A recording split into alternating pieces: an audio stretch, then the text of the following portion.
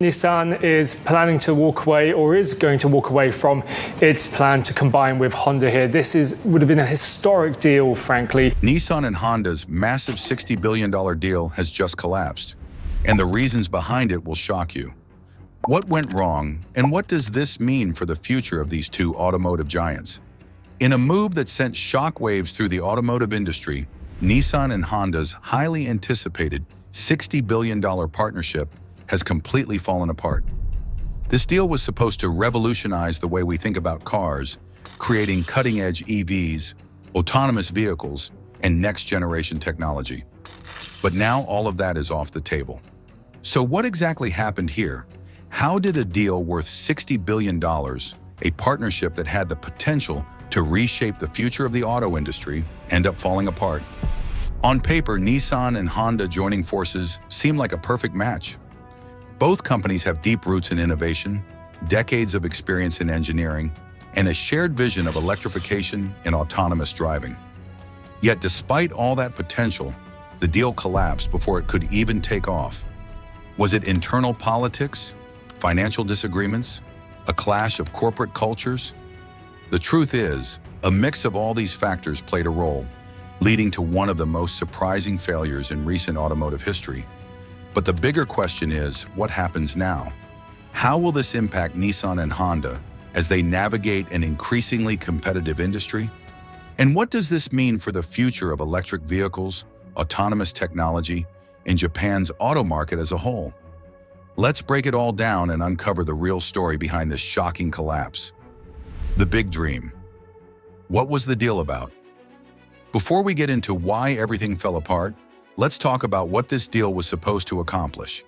Nissan and Honda, two of Japan's biggest automotive powerhouses, were planning to join forces in an ambitious $60 billion partnership.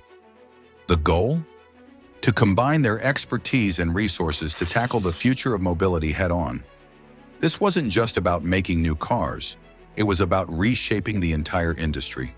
Nissan and Honda planned to develop groundbreaking electric vehicles, EVs, cutting-edge autonomous driving systems, and even explore sustainable manufacturing techniques that could set new industry standards.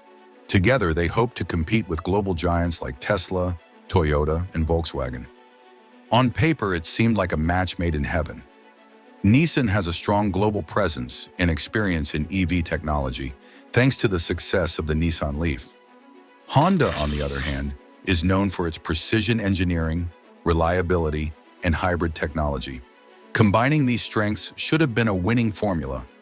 But as we now know, not every dream turns into reality. Let's talk about why this massive deal came crashing down. The first red flag: cultural clashes.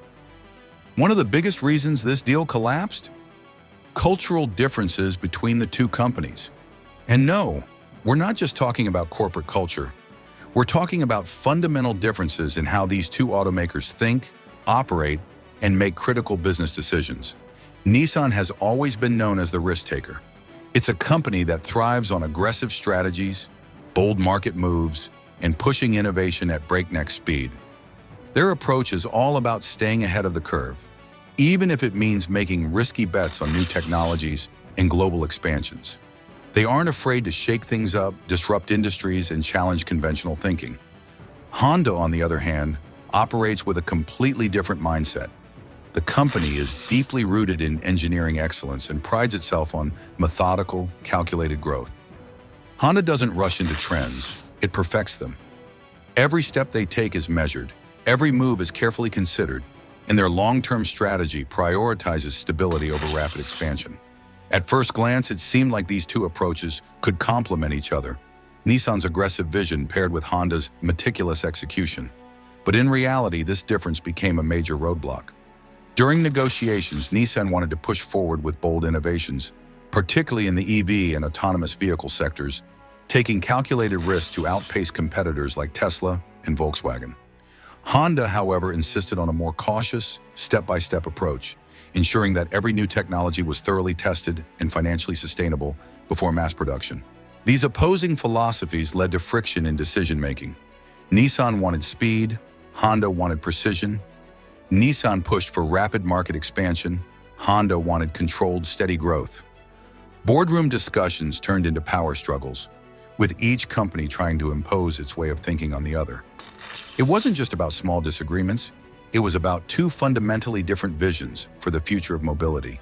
And if two companies can't align on their vision, how can they possibly build a future together? The money problem: who pays for what? As with any massive business deal, money played a huge role in the collapse. A $60 billion partnership sounds great, until you have to figure out who's paying for what. And this is where things got really messy. To understand the financial tension, we need to look at Nissan's situation. In recent years, Nissan has been facing major financial struggles, particularly after the high-profile Carlos Ghosn scandal, which sent shockwaves through the company. Their revenue has been under pressure, and they've been desperately trying to restructure and regain market confidence. Because of this, Nissan entered the partnership hoping Honda would contribute a larger share of the investment. Nissan felt they were bringing something highly valuable to the table: an aggressive global strategy in solid EV advancements. In their eyes, their market experience justified Honda taking on a bigger portion of the financial risk. Honda, however, didn't see it that way. Despite having a strong financial position, Honda wasn't willing to be the primary investor unless they had more control over the deal. They wanted a more balanced structure where both companies shared responsibilities equally. And this is where negotiations became heated.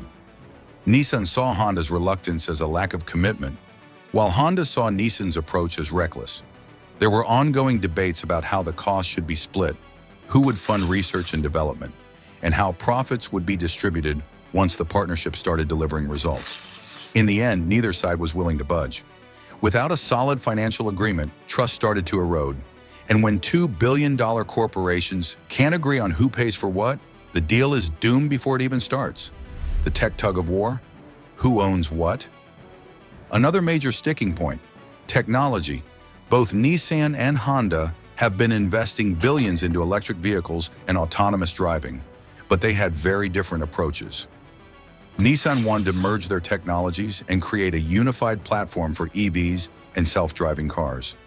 This would have allowed both companies to reduce costs and streamline production. Honda, on the other hand, wanted to keep their innovations separate, arguing that their in-house technology was too valuable to be merged into a shared system. The big question became, who would own the intellectual property? Nissan didn't want to risk losing control over its EV advancements, and Honda wasn't willing to hand over their hybrid and hydrogen fuel cell technology without major concessions. Neither side was willing to budge, and as a result, the deal fell apart. Before we wrap up, let me know in the comments, are you surprised this deal collapsed? And while you're here, don't forget to like and subscribe for more in-depth breakdowns on the latest in the automotive world. Now back to the story. The fallout. What happens now? So, now that the deal is officially dead, what happens next?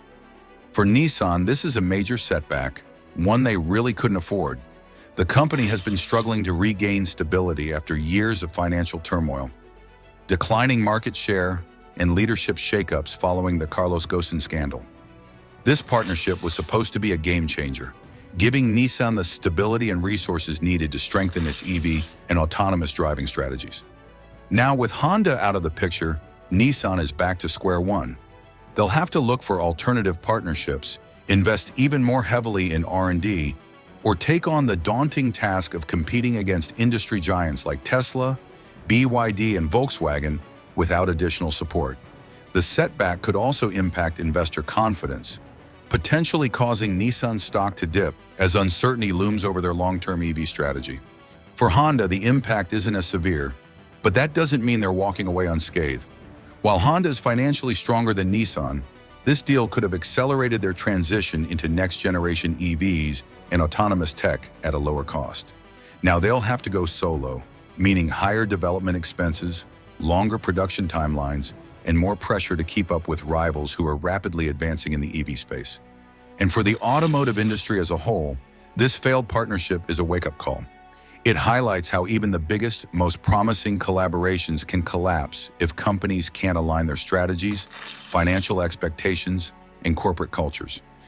In today's auto market, where innovation is moving at lightning speed and collaboration is often the key to survival, Nissan and Honda may have just lost a golden opportunity.